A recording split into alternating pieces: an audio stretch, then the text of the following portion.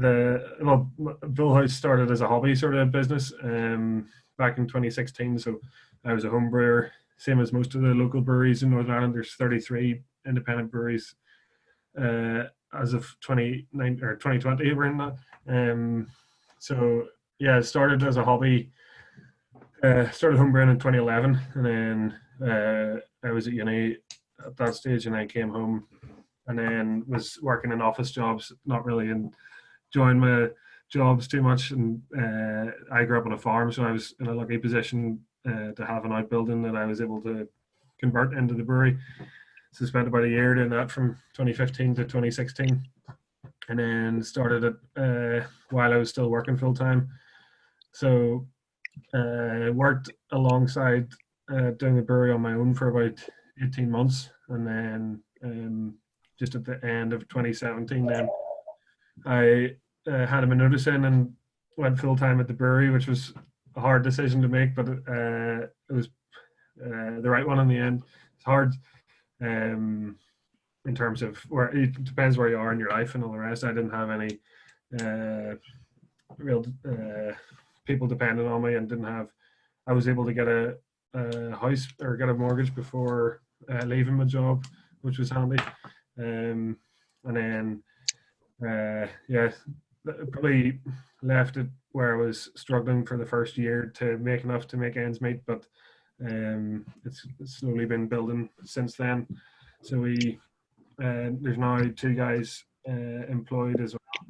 There's three of us, still in the same premises, but we've been working for a while now to move. So it's slow progress in Northern Ireland. It's a tricky place to start a brewery because you can't do online sales.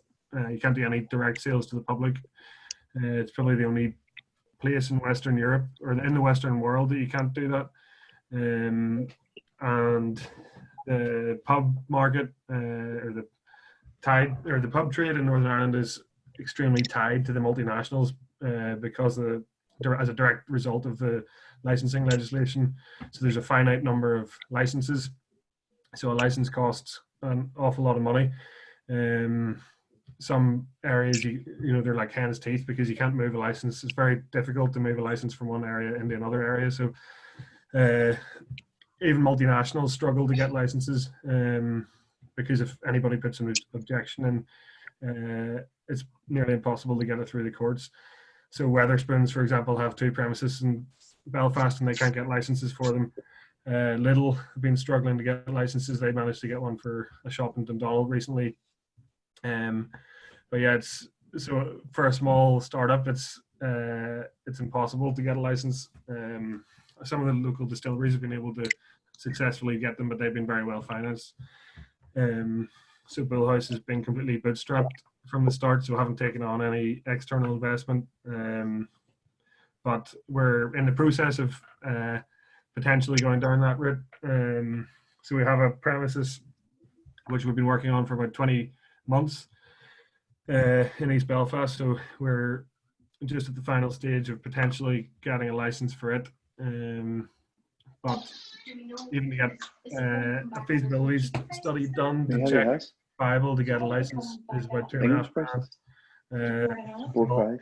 Everything adds up. Yeah, he says my fault. He says I totaled it down wrong.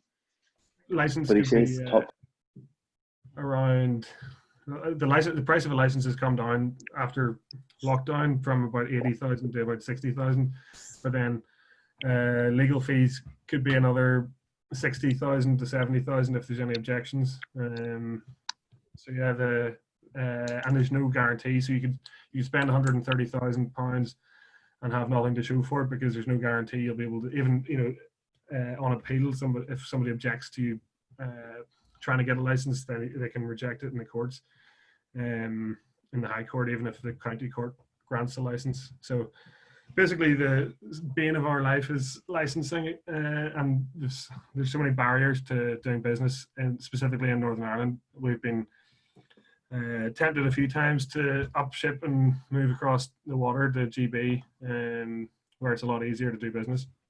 The upside of the archaic legislation in Northern Ireland means if you do manage to get a license, you then have a monopoly. because nobody else can come into your territory, basically. So the city centre, Belfast city centre, the publicans are all doing extremely well. Well, we're doing extremely well pre-lockdown because of the monopoly situation. It also means the price of beer in Northern Ireland is comparable to the price in London, just because the existing licensees have a monopoly, so they can kind of charge what they want. So that's we're kind of at the stage where we'll hopefully have a license. We'll know by the end of the week, and we'll be able to at least directly retail our own beer to the public off-site. So as I was saying to Jenny earlier, breweries are pretty old school business models, bricks and mortar with you need to have physical tanks to brew the beer, and obviously physical distribution networks to move the beer, that's where it's really a volume game.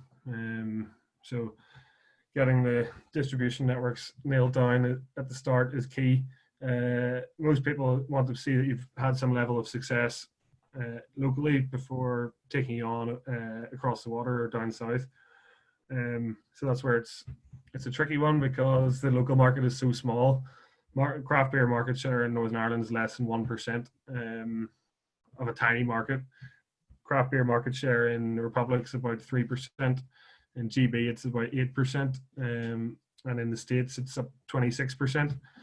So we can see the direction it's moving, but it's just Northern Ireland is moving a lot slower than the rest of the Western world, but we'll get there eventually. But yeah, that's, I guess, things that I've found since launching the business has been, or lessons that I've learned, is bringing people in to take some responsibility off your own shoulders as the founder is hugely beneficial, and being able to delegate.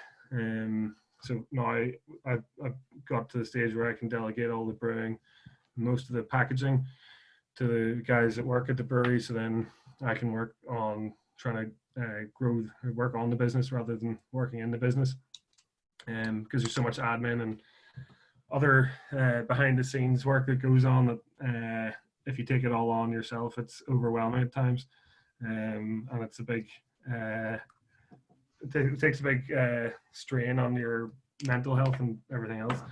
So being able to delegate as much as possible is hugely beneficial. And also, I think starting with a minimum viable product and bootstrapping has been hugely helpful, because it takes a long time to learn your market, who your target demographic is, where your brand fits in the market. Because even within craft beer, there's so many different subsectors, and it takes a long time to position yourself in where you need to be.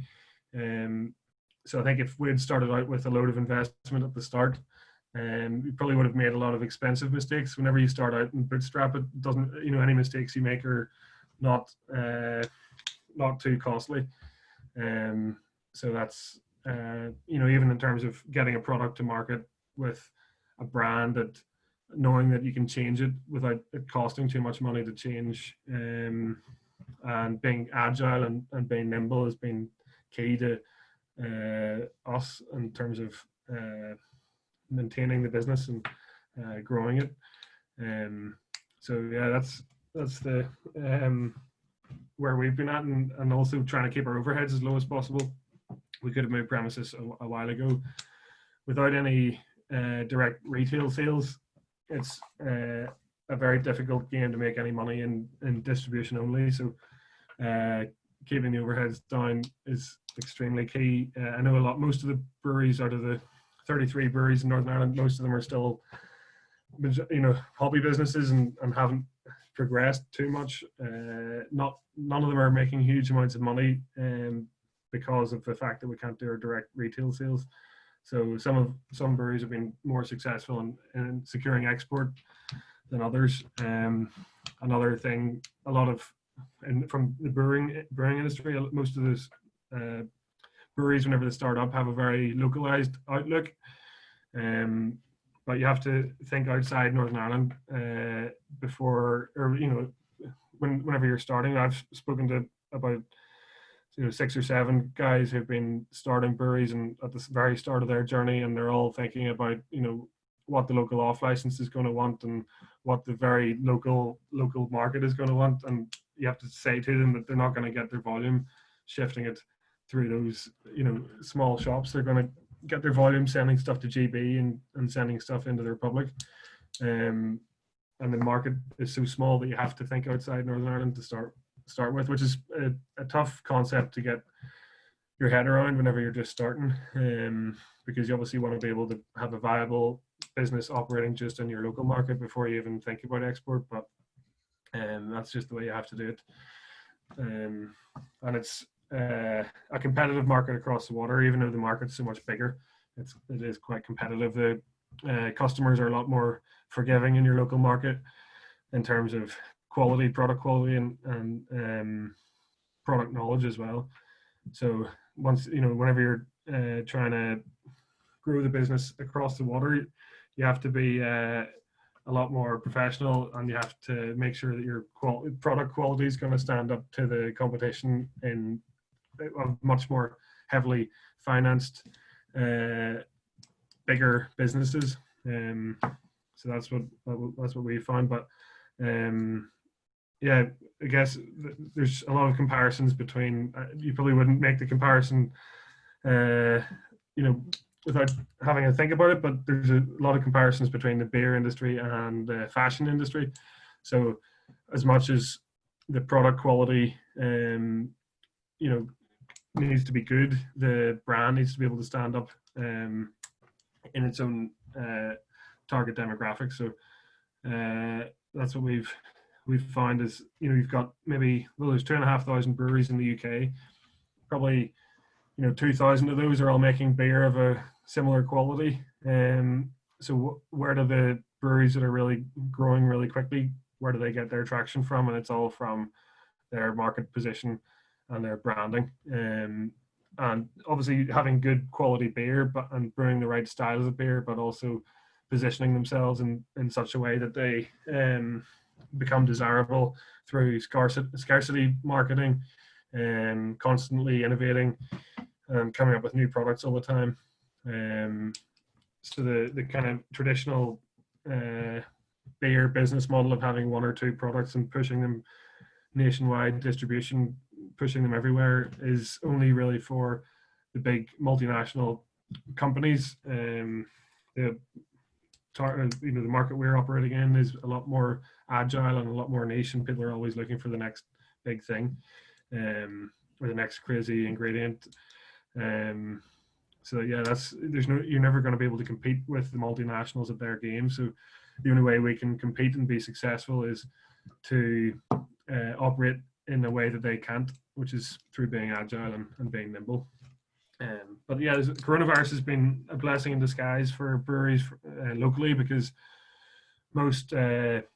because of the lack of draft sales, 99% of the taps in Northern Ireland are tied to multinationals. So you can't really sell your beer. There's only about 10 pubs in the whole country that we can sell our beer into on draft. And that means most of the breweries in Northern Ireland are set up focusing on small packs, so cans and bottles.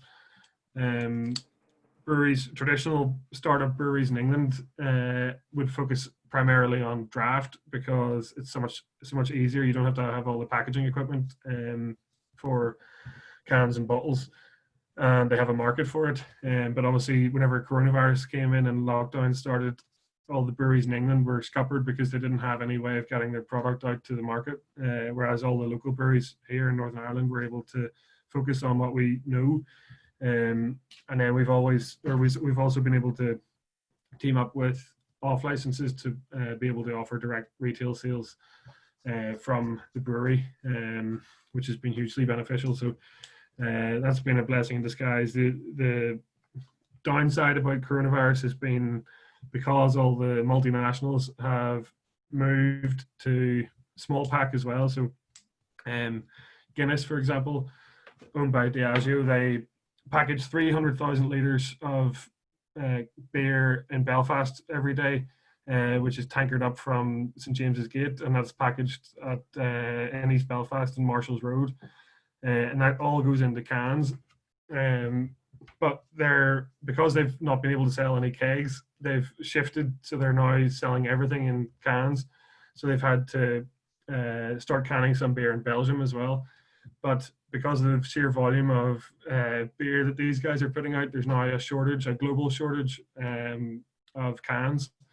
So our market is cans. We're predominantly in cans. So we've now got a bit of uncertainty for the next few weeks as to whether we'll be able to get any cans because the likes of Heineken and Diageo and stuff have basically bought them all up. So the fact that the pubs are going to be reopening means they'll be focusing on keg again. So we'll be able to hopefully get some cans, and hopefully the market will come back to where we need it to be. But yeah, it's a complicated business. There's a lot of variables. There's just in terms of making the beer, there's so many variables, and then you've got the whole positioning the brand and all the rest. It's tricky. There's a guy who's been a bit of a mentor, Shane Long, who founded Franciscan Well Brewery in Cork, and he sold it to Molson Coors in 2013 or so. And we were asking him if he had any advice. What would he say for a young brewery? And he said, "Well, if I was doing it again, I wouldn't run a brewery." So just because there's so many potential barriers in the way in terms of licensing and on the island of Ireland in general, and it's nice it's good for me because brewing is a vocation for me. So it started as a hobby and it's now turned into a business. But whenever you have a vocation, you want to see a clear path to growing your business, and whenever you have all these unknown barriers, it gets a bit demoralizing after a while. So it's good to be able to always have a clear path ahead, and any uncertainty is tricky to overcome sometimes. You mentioned there, William, kind of at the very start, in terms of your first product, and you were home brewing and then sort of building your brand and trying to be different. So was your first product trying to be different, or was it maybe the second or third that you started to add the different flavors? Yeah, the first. So there's a holy trinity of Irish breweries always start with a pale ale, a red ale, and a stout. So didn't want to do that at all. So the initial plan was to bring to market new styles of beer that aren't available commonly, brewed by local breweries on the island of Ireland. So our first beer was an imperial stout, and second one was a Cumber potato infused saison Belgian style beer. So launched those products and then realized quickly that people wanted sessionable beers. So but that's launching something and not having to worry about it because it was a hobby. It was quite liberating that way. But the plan is at the minute, if we're selling about 50% in Northern Ireland and then 50% in GB. The local market is very much volume based in terms of lower ABV, more sessionable beers. The market across the water is more developed and they're willing to take risks and pay a premium, and obviously because the market's bigger as well. So we kind of have to, it's a balancing act trying to decide what to make next. And we took on a new distributor there just over lockdown actually locally, and they've been doing a lot of volume. So we've been at capacity since January this year, but it's been tricky because we're always trying to bring new products to market, and they are quite an old school distribution company, so they want to have kind of a sales list of here's what we have available all the time. So we have 4 core products that we're having to brew all the time for them now just to keep up with their demands, which means then we're losing out on potential business across the water with other new beers that we could be launching.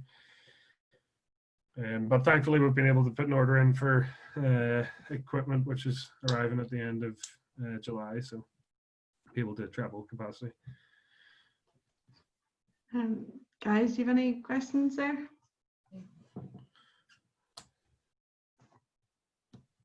It sounds like the licensing has been a full nightmare, and you were mentioning there about GB, but had you ever thought about like a sort of subset or like a basic setup out there that would have fed here, or would that be the next logical move for you? Well, so you can do that, but it's the logistical challenge of doing that is the tricky bit. You can, there's no cap on the amount of licenses in GB, so you can just apply to your local council, and depends on the square footage of your premises. But I know a guy, a few people that have opened shops off licenses and stuff, and the license costs about £500 to £2,000, just depending on the size of the unit.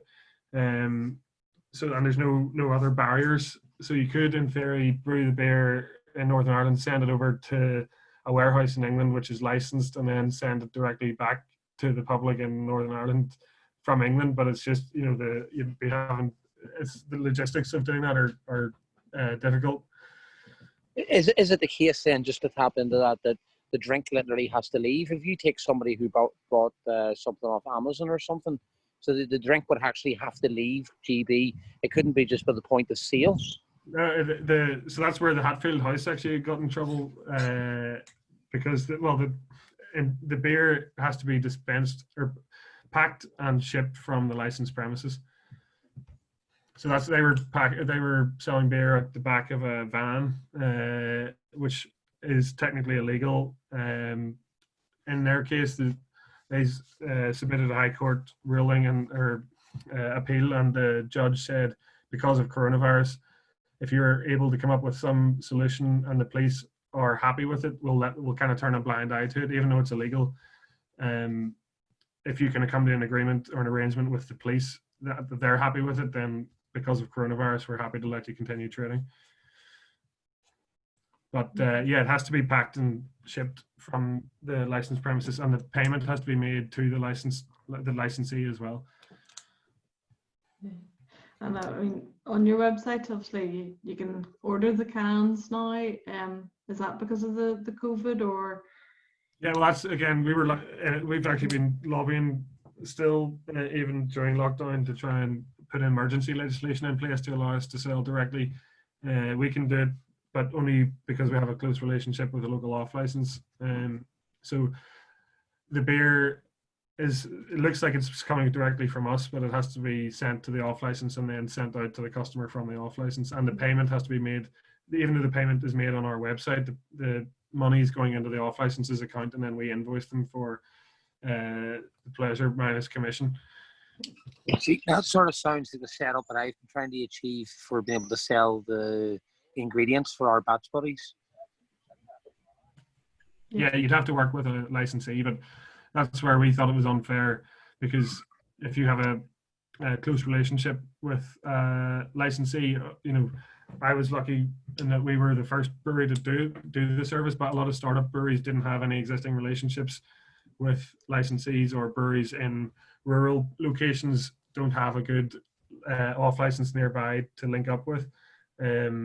So we've been trying to make sure that there is a level playing field, but they've said that they're not willing to look at it at the minute. Is there any sort of open organization that helps out local brewers in Northern Ireland, or is it just literally every single brewer is on their own type thing? No, we'll have a informal. We were very close to coming up with a formal brewers association, but we haven't. There's the Society of Independent Brewers in GB who have set up kind of an associate branch for Northern Ireland. We have a WhatsApp group, and we have regular discussions on camera. The campaign for Really will help us out as well, but we don't have any chairperson or no formal structure. But we have representation, and we make representation with SEBA and CAMRA at Stormont. So there was a bill going through Stormont which was due to be heard before summer recess, but unfortunately for us, Hospitality Ulster who are the main trade body for the hospitality industry, are completely against what we're wanting to do. So it's a tricky one to balance that, because they have a lot of lobbying power. They want to see the pubs back open instead, I guess. Yeah, well, they're just interested in, so they're funded by Diageo and tenants, and they are wanting to maintain their market share. So it's understandable, and they, most publicans don't actually have the money to buy a license, so they end up taking money off Diageo or tenants who buy the license in exchange for exclusively selling their products on the bar, which is a difficult situation that we're in. The small amount of people who have the licenses and the power, though, the Bill Woosies, the Steve McGorms, the Willie Jacks, they're absolutely ferocious. Yeah, well, that's how they've got into that position. Is just from being ruthless, I guess, and just fully maintaining their market share. So that's it's a tricky one, but that's just the way it is in Northern Ireland. So it's not going to change until there's a new generation of politicians, really, and a new generation of publicans. You touched a wee bit kind of building your team early on. You talked about bringing on 2 guys to help out with Bullhouse Brewery. I know a lot of our founders would maybe be looking at building their team. Were you looking for particular skill sets, or building relationships? How do you go about building your team? Well, it's all been kind of spontaneous, which has been good in a way. But so at first there was a guy, Mick, who's a musician, play gigs in Belfast at the weekends, and he was looking for something to do during the day or during the week, because he was bored to tears, and he was a home brewer, so he was interested just in helping out for a few cans of beer to start with. So I got him on board, and I think it was March 2018, and he then proved himself to be accomplished, and then started paying with proper money eventually. And then in November 2019, then there's a guy, James, came. He'd been doing an internship at a different brewery in Belfast, and that had come to an end. So he was looking for somewhere to go. He'd taken a career break, or decided he wanted to get into the brewing industry, taking a big pay cut. And I knew he'd be a great fit, but didn't have, didn't think there would be an opportunity to bring him on board. But brought him on board in December because I didn't want to miss out on having somebody with his skill set. And he's been exceptional, really. So it's been, it was a difficult time in December and January and February, because they were making more money than I'm making, if you know what I mean. But it's worth it to have them on board, and now then it's been definitely great having both of them. See, in terms of, sorry, keep going. No, it's just that trading off between how much you think you can do yourself, and then trying to let it go and delegate it, and maybe cost them a bit at the start, but then in the long run it becomes more viable.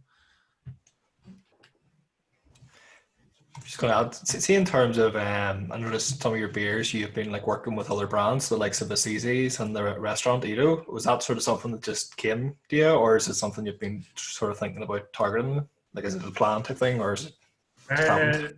Well, some of them have just come to us and said, "Can you do a beer for us?" And then we don't actually. Well, we've had to stop doing that now because we don't have any capacity. But the CC one, being a brewery, well, I'm sure any small business, you get loads of requests for like charity events, raffle prizes, all sorts of stuff. So it's hard to keep an eye on. I just saying yes to them all. But then at the start of 2020, then decided it'd be better just to work with one charity partner, and try and raise the money just for one partner. So that's where the CC one came in. So that was us thinking about it rather than. But then there's other things come along as well. So there was another charity beer, or two more charity beers we've done this year. So we end up feeling like a charity sometimes. But they're useful, and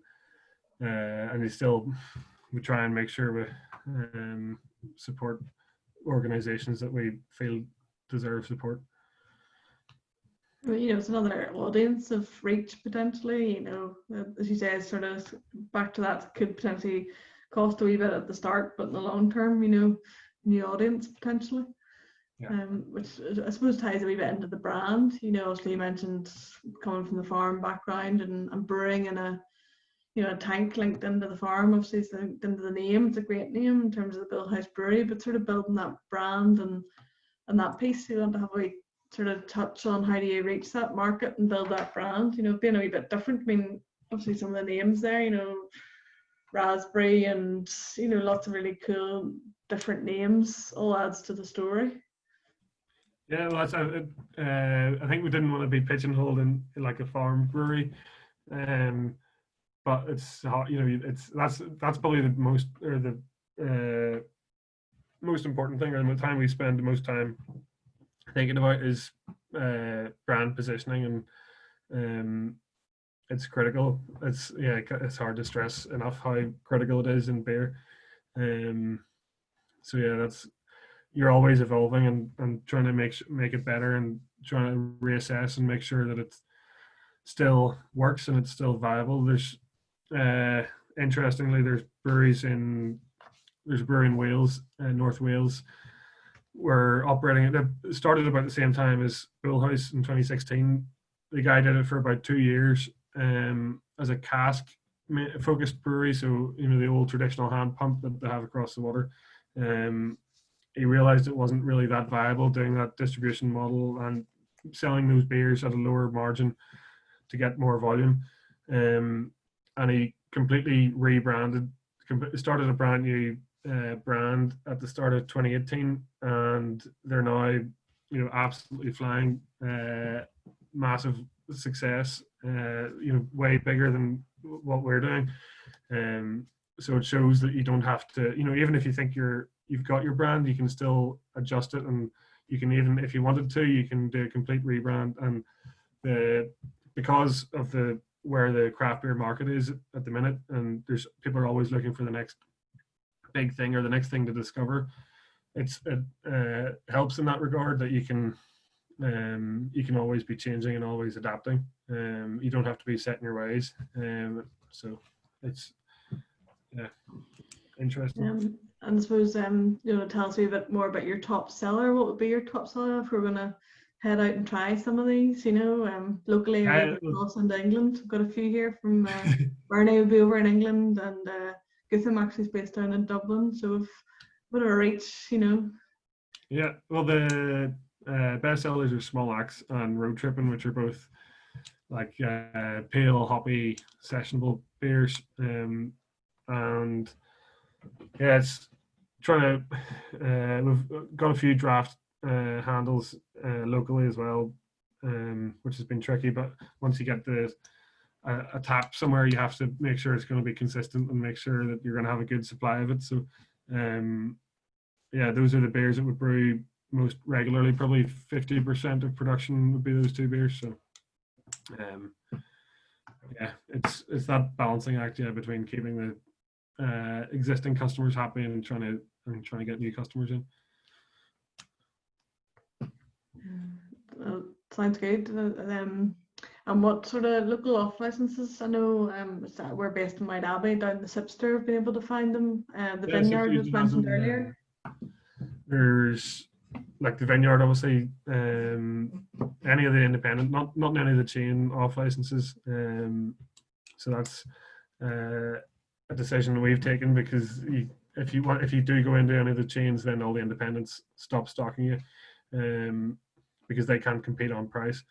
So and our target demographic are not going into the chain off licenses anyway. So we're more the kind of niche, higher end, higher price point. So it'll be the more independent, fancy wine shops and all the rest, and then pubs that sell craft beer, which are few and far between locally. But it's like there's actually an app or a platform designed for breweries, small breweries and bars to link up, called Ibra. And there's something like 6,000 pubs from all over the UK and about 600 breweries on it. So we just upload our products onto the platform, and they do all the marketing, and then pubs from all over the UK then can order one keg or a couple of cases of beer. They arrange the courier, so we just put the label on the keg, and then you might have a keg going off to London or Brighton, and then you'll have another keg going up to Aberdeen. So it's crazy. You don't know how to find out about it, but that's a great platform for us to use and utilize without having a solid distribution network in GB, because we've never had enough beer to have a solid distribution network set up across the water. So that's something that'll be exciting once these new tanks arrive. Yep, one for Bernie over London there. You can check out, see if he can get his hands on a Bullhouse. You have any other questions, guys? Anybody else at all? Yeah, I have one question regarding the branding. So I noticed like the color palettes that you've used for the like the branding of the packaging and stuff. Like how did you go about? Did you do like market research as to trying to differentiate yourself in that space, or it's just kind of something that you just did naturally? Like how did that happen? Well, we've evolved the brand as the breweries moved. So the initial beers, we've gone through 2 separate brand development plans, and it's just been from not doing any focus groups or specific marketing, but being craft beer fans ourselves and knowing that we are the target demographic for our own products. So then we've been able to see what works in other breweries in Great Britain, in the Republic of Ireland, and in the States, and then try and emulate it, but keep our own twist on it. So a lot of breweries have gone down the abstract artwork, can art design, and we've found that they kind of all blend into each other on the shelf in a shop. We wanted to keep the illustrations and work with a designer that we know, which keeps the cans individualistic, and people can tell that it's a Bullhouse can, whenever they see it. But it's slightly more creative than the abstract can artwork that a lot of our peers use. So yeah, it's just been something that we decided on, and it's good having a designer that has the same, he knows what we're looking for, so we just give him a very quick brief, and he comes up, and it's always the first draft every time, so we never really have to make any changes. So it's good having a designer that completely gets it. See, in regards to delivering direct to the consumer, in an ideal situation, do you think you would be a person? Would you be selling direct to the consumer, or do you think would you want to have a middleman there? And like an ideal word, do you think it's beneficial to just be? What I'm saying is, do you think the shopping for the consumer is going to be direct from you to them? Ideally, if we could sell 100% direct to consumer, we would do that. From a cash flow and margin perspective, it'll be a no-brainer. But you're going to have some distribution networks as well.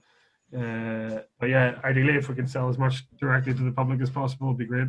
A lot of the breweries in the States have done really well. It's just been retail only, not distributing at all. So that's, ideally, but it's unfortunately we don't live in a ideal world, and it's tricky. Do you know, how out of interest, how does the likes of Just Eat work? Because don't Just Eat offer off-license sales and stuff like that? They can do off-license sales, yeah, but the off-license has a license, obviously, but we can't. Mm-hmm. It's very tricky for us to get a license. That's the hard part. Right. Okay.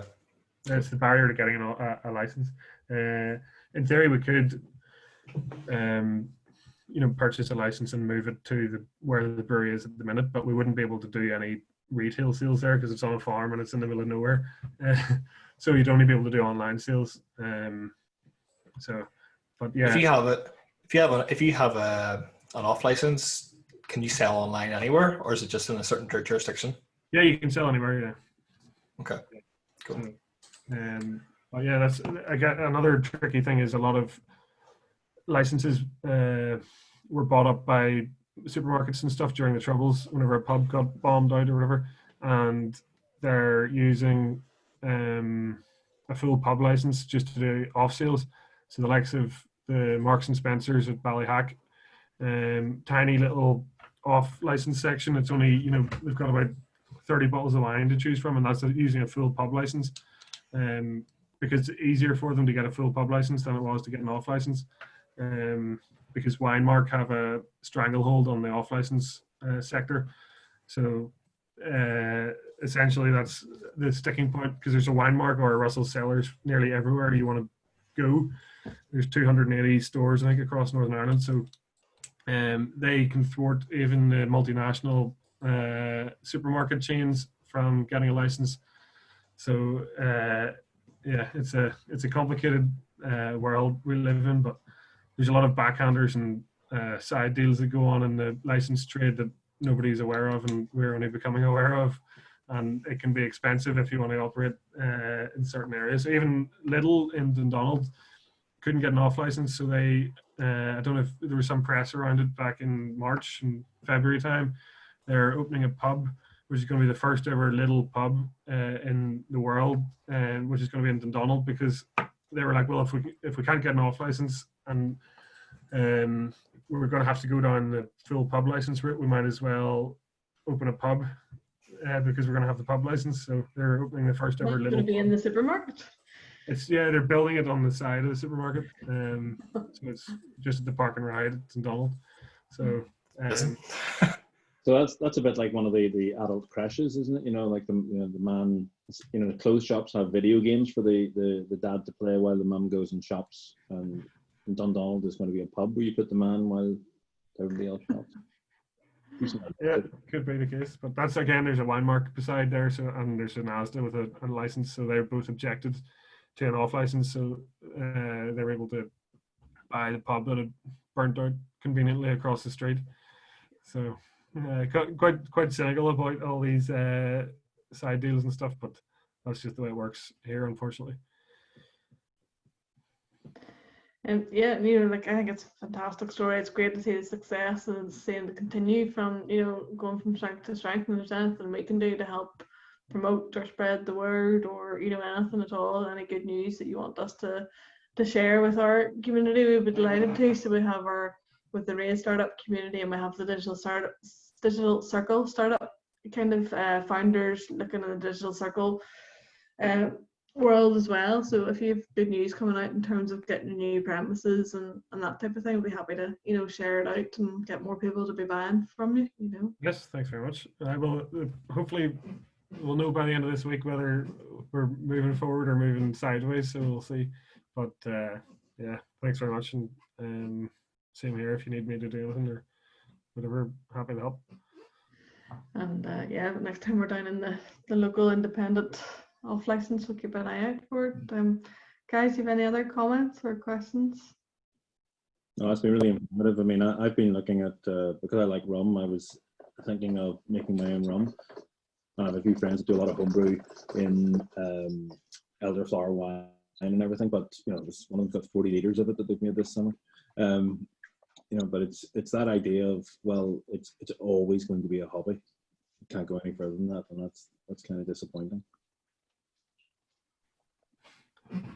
Yeah, well, it's a tricky one, but yeah, it's also good.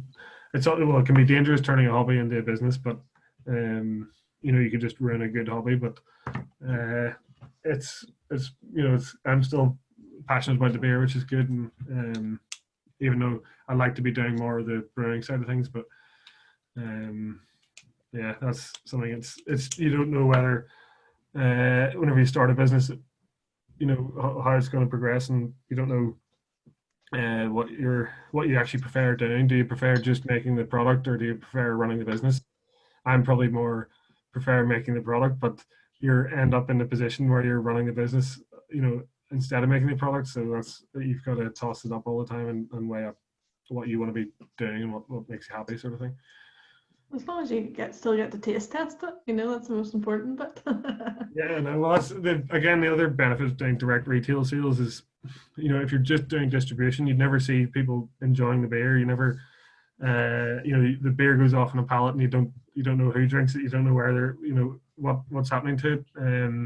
Whereas having the direct retail sales is the rewarding aspect, because the whole point is it's meant to be rewarding for people and it's meant to be enjoyment.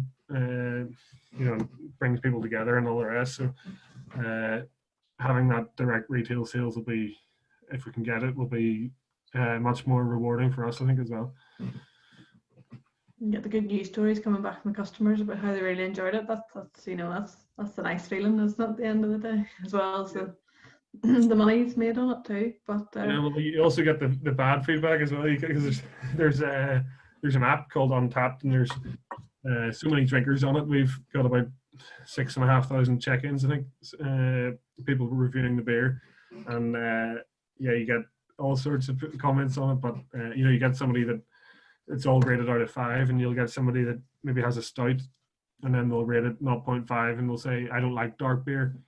And it's like, well, it's not very subjective or objective review. If you don't like stout, then maybe don't review a dark beer. Or if you don't like dark beer, don't buy a stout. But you get all sorts. But overall, it's good to be able to see what beers have gone down well and what people have enjoyed, even if it's not the most objective measure of the quality of the beer. Yeah, that's fantastic. No, really, really appreciate the time. Say great to have you here and hear a bit more about the story. And if we can support it in the future, it'd be fantastic. Any way we can. And thanks to everybody here who came along to listen in. And if you have any other questions, obviously jump into bullhousebeer.co.uk and get in touch with William. I'm sure he'll be happy to answer them. Or if you want to order as well, I can see some of your items are still in stock. Some are selling out quick, so get in quick if you want to buy them. Yeah. Well, thanks very much, and appreciate all your time, and hope everybody enjoyed it. Brilliant. Thank you so much for your time, William, and keep in touch. Good luck. Yes, thank you. All right. Yes, thank you. Awesome. Thank you. Awesome. Thanks very much, Dave. Cheers. Yeah. Appreciate it. Cheers. Thanks a lot.